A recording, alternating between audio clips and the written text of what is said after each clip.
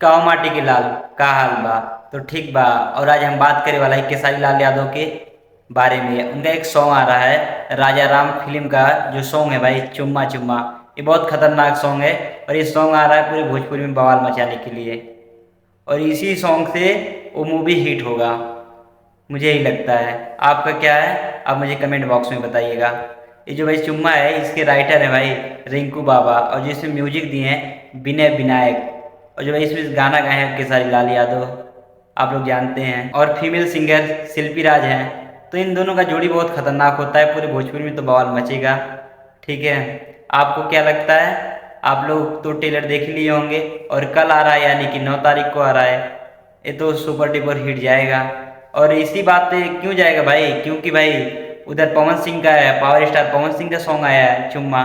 तो इधर भी केसारी लाल यादव का चुम्मा आ गया, तो बवाल तो मचेगा। केसारी लाल और पवन सिंह के दोनों फैन आपस में लड़ेंगे यूट्यूब फेसबुक पे, तो ये बवाल तो होगा बढ़िया खतरनाक।